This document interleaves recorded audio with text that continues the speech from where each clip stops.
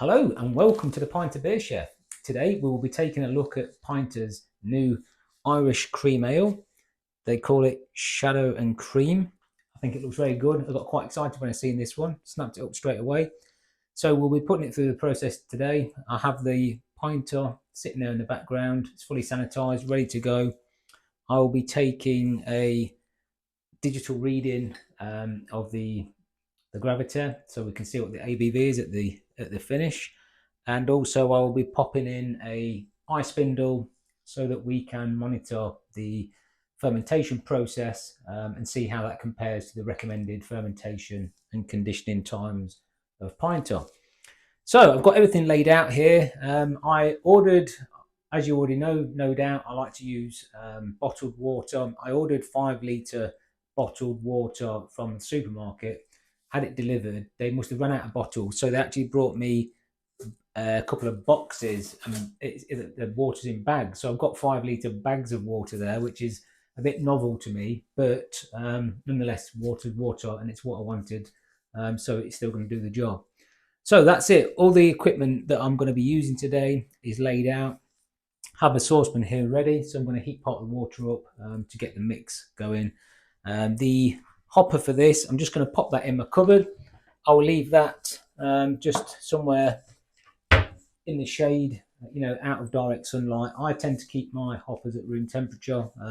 They're obviously, after they're manufactured, they're stored in the pinter boxes at room temperature.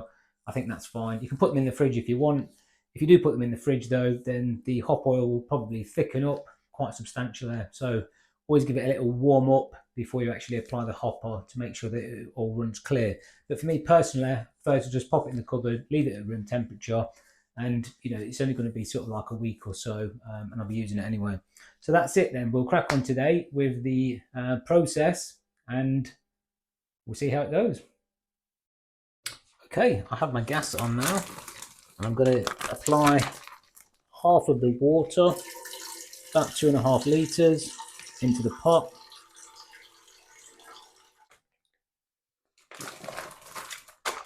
Okay, we have about half of the water in there now. It only has to be an estimate, of course. It doesn't have to be accurate. We'll save the second half of the water to cool it down once we've done the mixing. While the water in the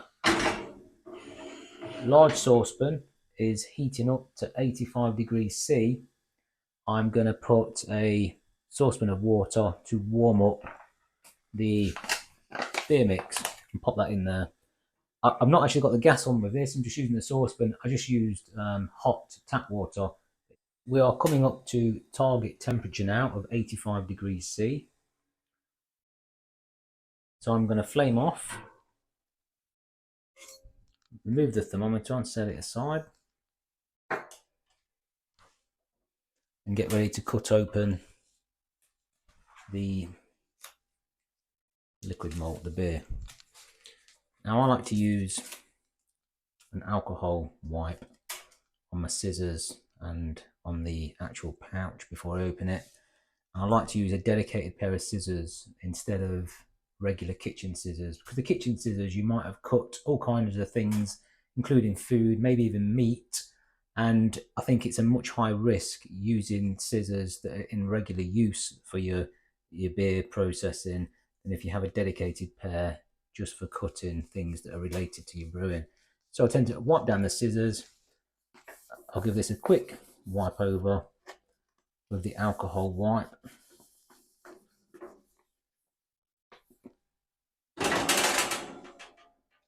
To make the cut.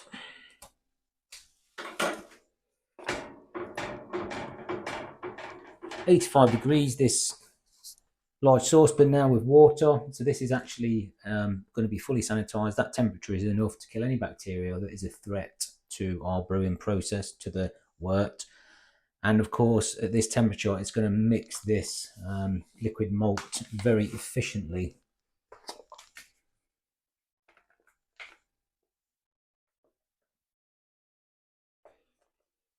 You know the routine with this, just roll out as much as you can get.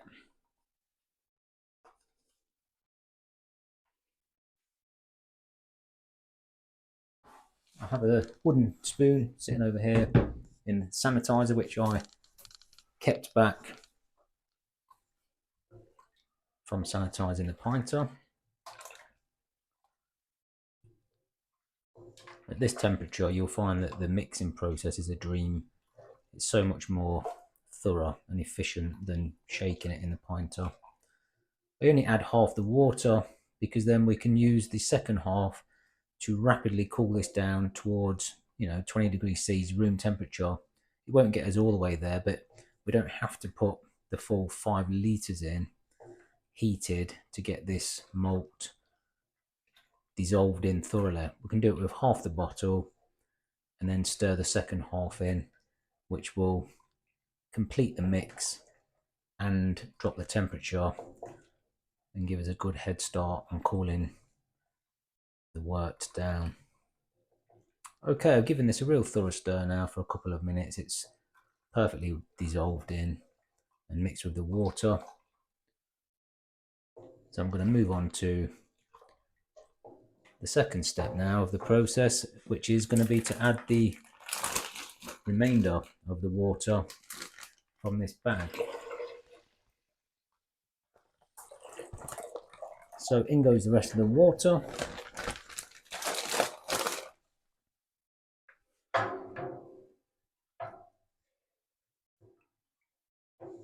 Give it a good stir. At this point, I'm going to just pop the lid on. I'm going to let it sit for 5 minutes. This is not essential. I just want it to sit for 5 minutes and really give the liquid malt a chance to dissolve into the water thoroughly. Because at this point is when I'm going to take a little sample off before I continue with the process. This has stood for 5 minutes now, so I'll take the top off, set aside.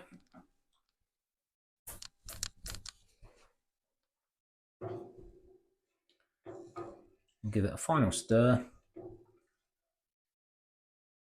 Now you'll notice that I have in the sanitizer here, I have a little sample jar which I'm going to use to take a little sample from this.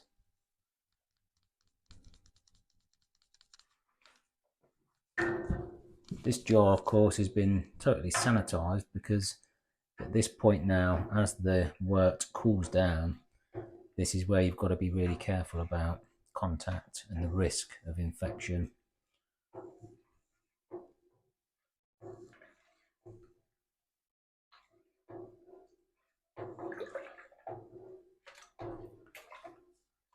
So I'm happy with that. It's thoroughly mixed. You're not going to get any better than that. I'm going to use this jar now just to... I'll just rinse out the sanitizer first because there will be some sanitizer left in the jar. And that will do for my sample, which I will set aside next to the refractometer, and we'll come back to that later.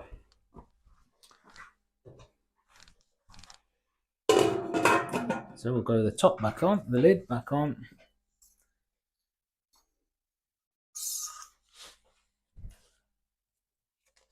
I'm going to wipe down the thermometer because I'm going to be putting it inside the lid.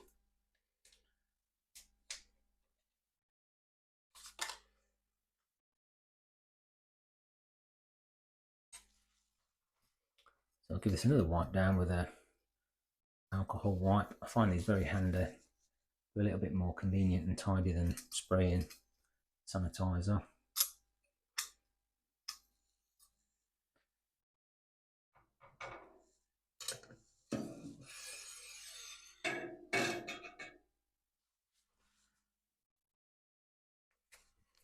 And now I'll pop this over into a sink of cold water to cool down.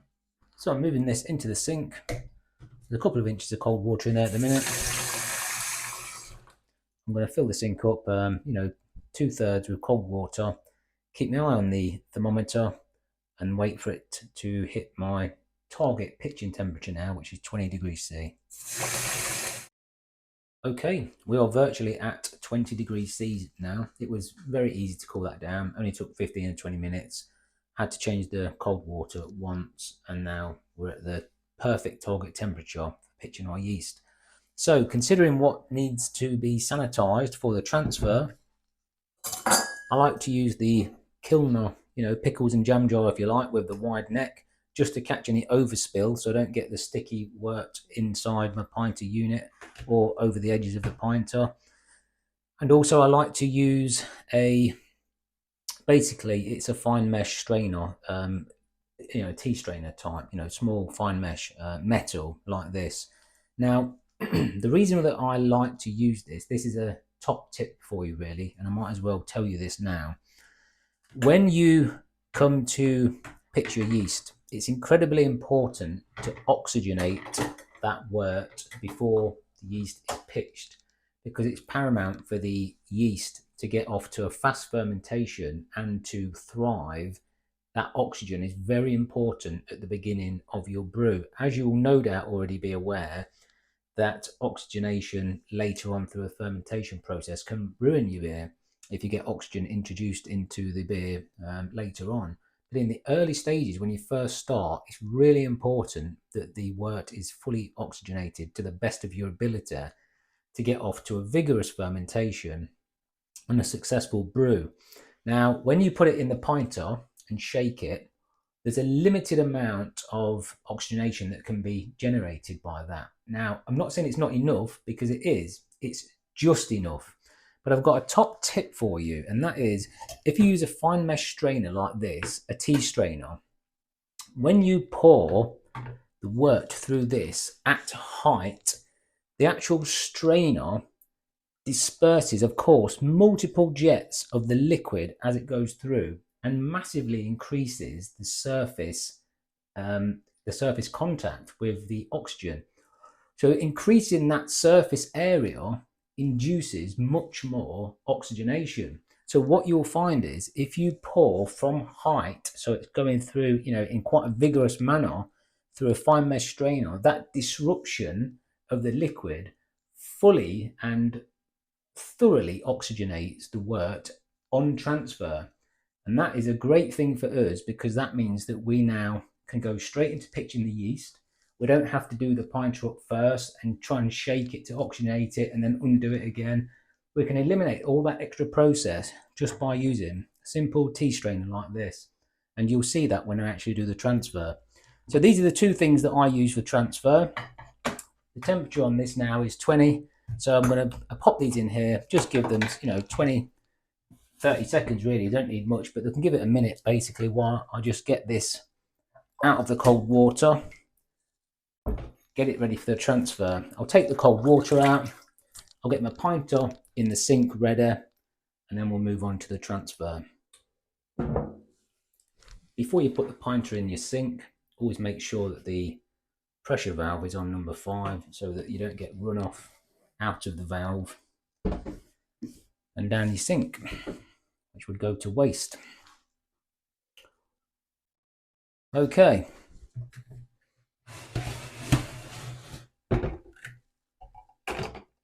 So here we go for the transfer. No rinse sanitizer, so you can just pop that straight on there. Doesn't matter at all if you get any of this liquid. It's only safe to use. It's only safe when it's mixed with this. It's only this one that I use in particular is just high. It's just a high acid concentrate really to make things sanitized. I tend not to use the granules anymore. They're fine to use, but I just find the liquid sanitizer much easier. Right, so I'm ready for the transfer now.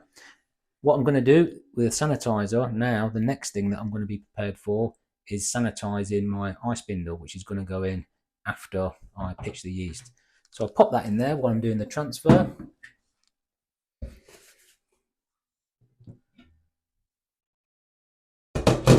Remove the lid from the pot.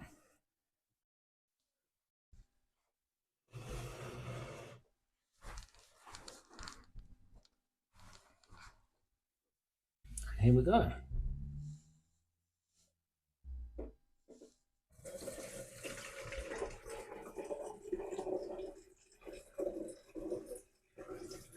Lift that as high as you can.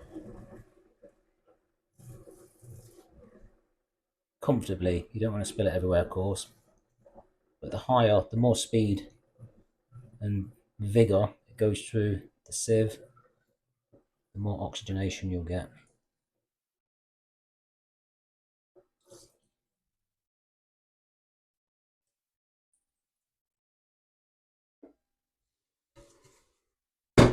Okay. Now I'll just give you a quick look inside. You'll see it's all totally frothed up, right up to the edge of the pinter, to the lid. Fully oxygenated on transfer, bubbling away there beautifully. Now, moving on to the pitching the yeast. This, of course, is the easy part. I like to get another swab, sanitize the corner of the packet just to be safe. Scissors again. It's interesting that they've used the spark yeast on this.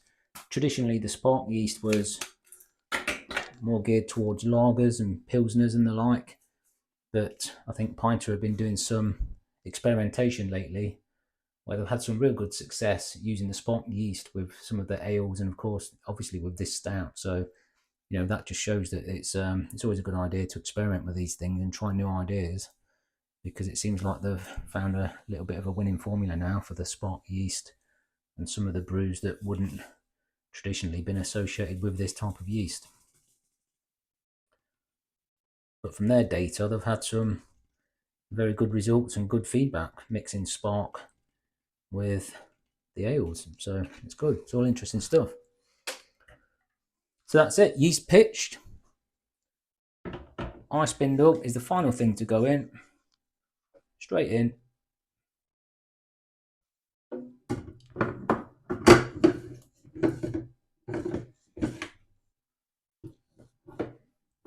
Lid on. I have had some people ask when they connect the docking station, before they connect the docking station, do they have to give it a shake for the yeast? They don't have to mix it up. But to be honest, the yeast doesn't require that agitation at all. In fact, it's better off if you don't. Any kind of mixing process or shaking, get it all done out of the way. The last thing that you do is pitch your yeast. And at this point, really just turning the pinter over, it's all going to glug down into this. That minimal mixing is going to be more than sufficient enough for the yeast. Anyway, once you pitch your yeast, put your lid on, connect your docking station, turn it over, you're good to go. So finally, I'm gonna estimate Pinter, the fermentation on this. Pinter recommend 5 days, but you'll probably know by now, for the longest of times, as I said, as a golden rule, 5 days fermentation. If Pinter recommend 5, add 2 on top. On the iSpindel, we might see the fermentation flatline after 5 days, but I would always give it another 2 days after the fermentation's flatline anyway. So I'm going to estimate that it's going to be about 7 days fermentation, but I'm just going to put my estimate on here. Of course, because I've got an iSpindel in here, I'm going to monitor this in a way that I wouldn't normally. If I didn't have the iSpindel in here, I'd just put my date down and that's it. So I'm going to put down on the front of here the 20th, it's the 13th of March. I'm going to put the 20th of March in chalk. I like to just pop it on the front of the pinter with a piece of chalk. I do it. It's just simple. So I'm going to put the date 20th of March. But in the meantime, of course, I'll watch the iSpindel and I'll keep you posted on that, how the fermentation develops. Okay, final job for today. We're going to take a specific gravity reading, which will be our original gravity when we come to calculate at the end what the ABV is. This sample is now cooled down to 20 degrees C. So let's give a little bit of a stir. I like using this digital refractometer. It's super accurate, very easy to use. It eliminates the user error, which can be one of the biggest reasons for getting your ABV readings wrong. Reading the hydrometers can be, hit and miss. It's very difficult to get sort of like an accurate take on it. Not for everybody. Some people get on with them, some people don't. I like the refractometers, and I definitely prefer the digital ones. Just makes life so much easier for me, and they're so accurate. It makes it a dream. So I'll just take a few. I'll just get the pipette and flush it a few times. Take a sample.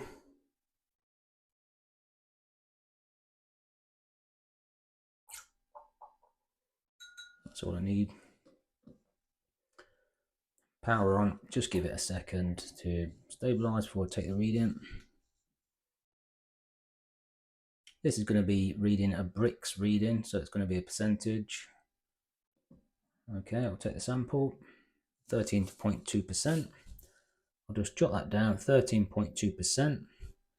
I'll put the specific gravity equivalent to that on the screen, and also I like to take my chalk and pop it on my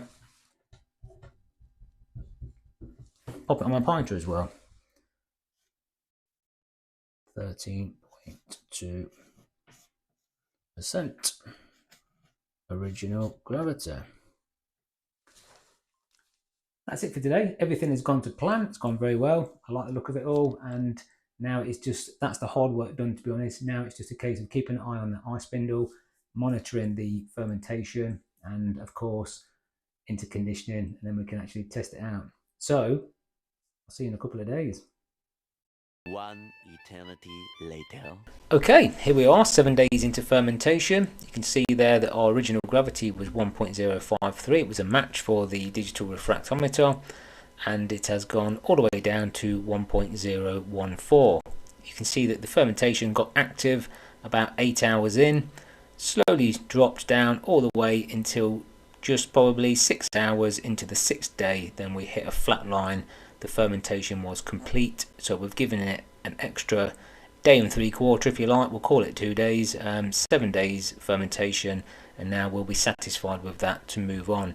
You'll see there's an estimated ABV of 5.07 here by Brew-Spy. I don't know what formula they use for this, but we won't actually be paying attention to that. We will use the figures from the digital refractometer and put it into an online calculator that is reputable and we know to be accurate. So that's it for now. We'll get the pinter into the kitchen and we'll move on with the process. Okay, so welcome back to the kitchen. This pinter has now been sitting there in the upright position for 7 days fermentation. We're going to head on over to the sink, get the docking station detached, take away the majority of the sediment or the trub, if you like, and then we will proceed to add the hopper. It's in the sink now, ready to detach from the docking station, so we'll just give it a little twist and then we'll wait a second just to see if it sort of if the gas sort of like detonates it. There you go. We'll pop it up on the side. We'll set this. I'll just take some excess off of that. You can see all the trub there, all the old yeast and the like, fermentables and anything else that's in there erupting. I'll save it on the side there because I will use that later, perhaps to make a small loaf of bread, and what's left from it I'll put in the composter in the garden. I generally just give this a quick rinse over.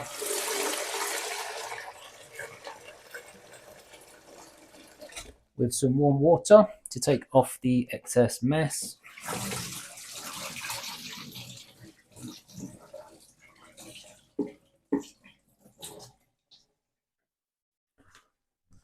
And now that the jug is available, I'll pop that in the jug and save it for later. I'll get that washed up straight away as soon as I finish this. Give this a quick wipe down. Before we add the hopper, I'm going to pop a handle on, take a quick sample. Now this tap may or may not have some of the sanitizer still in the pipework, if you like, so I'll just run off the first bit just to make sure it's clear and that the sample that I take is going to be legit and it's not going to be influenced by any any sanitizer that's been left in the tap, and then I'll just take a little sample here. I'll get as much of the bubbles out of this as I can before I take the sample. That'll do. I only need a small sample. I'll set that aside and deal with that later. So now we're ready to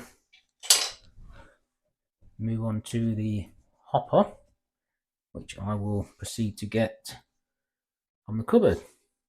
The hopper is still in here from where we kept it last time. Okay, to prepare the pinter for the hopper, I tend to flip it over, hang the tap over the sink so it can sit upright, remove the hopper cap. I like to get a little bit of sanitizer, just give that a quick spray, just to show a bit of extra caution, and just to be maybe a bit overcautious, but I'm going to quickly spray the hopper as well, just so that the transfer of the liquid as it runs over the actual hopper unit and runs inside, just in case there's any risk of infection there. I like to play it safe. Now I'm just going to screw this in.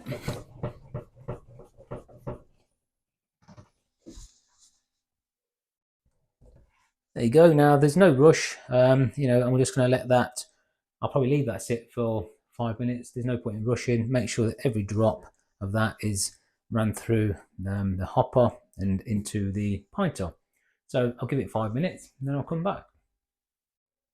Okay, this has had 5 minutes now, so I will just quickly unscrew it.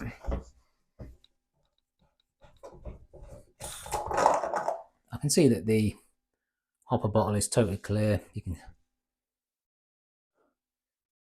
smells quite pleasant. I'll just pop that in the bin.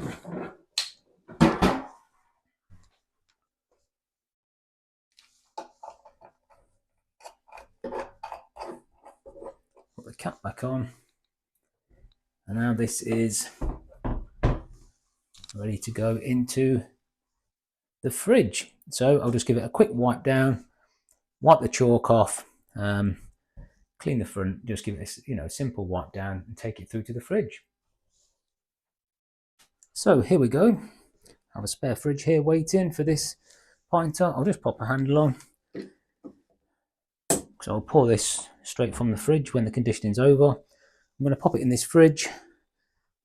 Pinter recommends 7 days conditioning for this, and I'm going to stick with that. I'm going to stick with the 7 days, and then we'll start taste testing. We'll perhaps check it out in 7 days, see what we think, and then we'll test it again in 9 days and see if there's any improvement. But I think in 7 days we'll be able to form a pretty good judgment of how successful it's been. So now I'll move back into the kitchen and take a sample with the digital refractometer of the finished beer fermented. Okay, we are now in a position to take our specific gravity sample. I'm going to use an alcohol swab to just clean the actual eyepiece that measures the gravity on my hydrometer, just to make sure it's nice and clean from the last sample. Just give it a quick dry out with a tissue. So now I will just give it a final stir. I'll flush the pipette out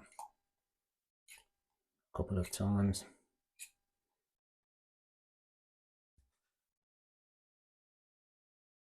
Put the sample into the digital refractometer.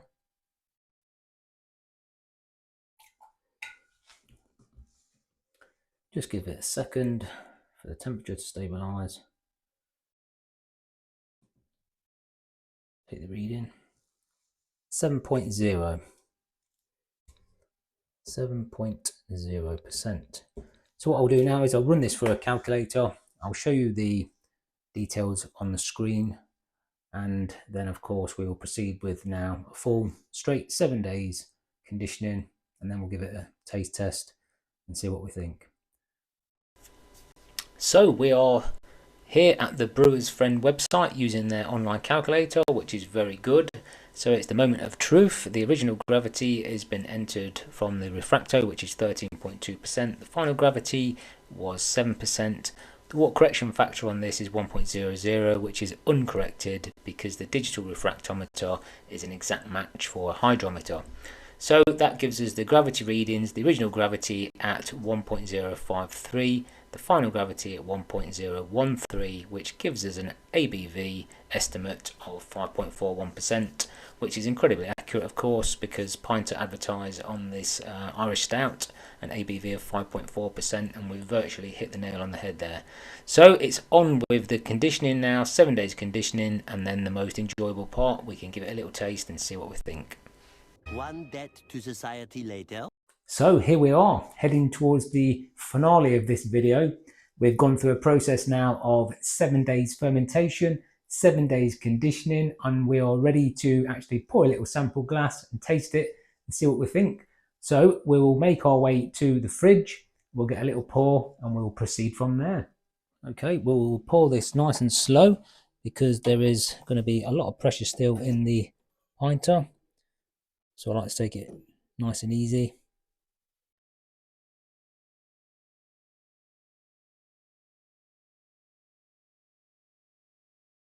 I like to keep my pinter in the fridge and I can pour it straight through the metal bars that it sits on, which makes it very convenient for me.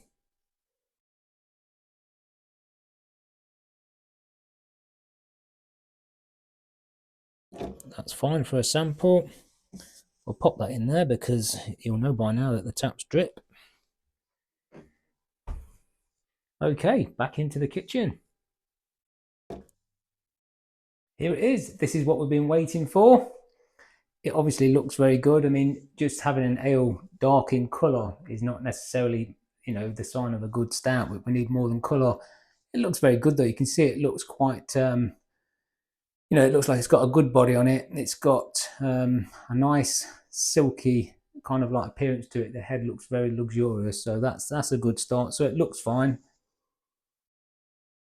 It smells very flavoursome. You know, it's one of them stouts that is, it's got a lot going on. It's got a lot of flavour. I think it's got the vanilla, the power of the vanilla in the hop shot, if you like. That is what's coming through. I think most prominently the vanilla, but you know, it's nice. You can smell the tones of chocolate and all kinds going on there. It's got a good aroma to it.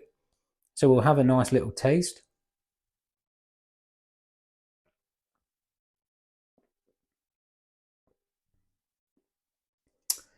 It's got a real nice taste to it. You can definitely taste chocolate notes in it, roasted coffee, vanilla, all that. It's got a lot going on. It's very flavoursome. I like the fact it's 5.4%. It's got a bit of a punch to it. In comparison to perhaps like Guinness, you know, a well-known stout, Guinness is just over 4%, so it's less strength. Guinness is obviously super smooth, easy to drink. This is erring on the side of the, if you like, the more complex and flavoursome type of stouts. Maybe you know, these oatmeal stouts that really got a lot going on for them. So the mouthfeel is very good, though it feels nice. It's perhaps slightly overcarbonated for a stout, but unfortunately with a pinter, the pressure that it runs on is a limiting factor in that. But overall, I would say it looks very good. I think it's got a real nice smell to it. You know, the hop has worked out great. The hop shot that I put in it, you know, is definitely enhanced it a lot.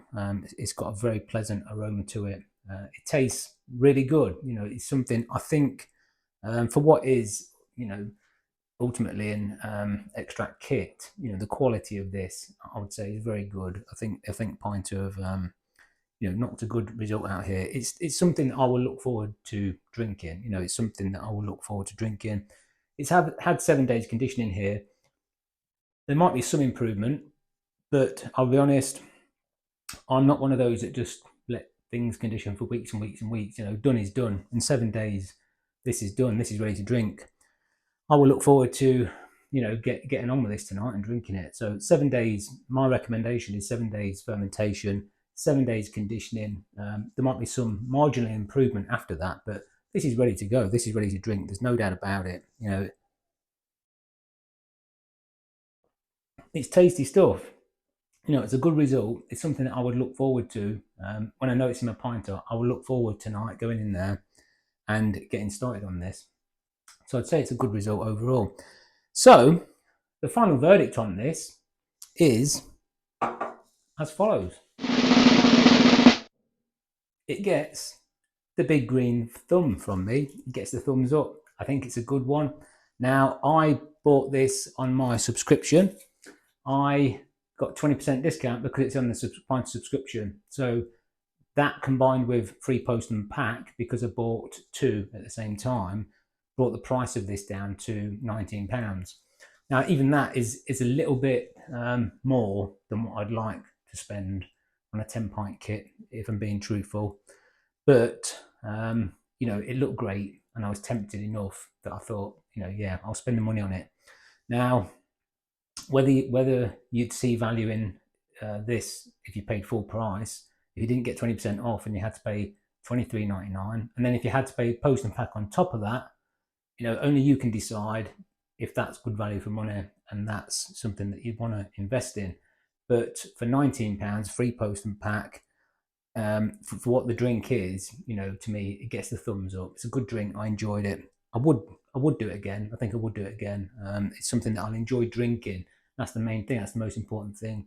I'll look forward to actually going to the pinter, pouring a drink and enjoying it. So there you go.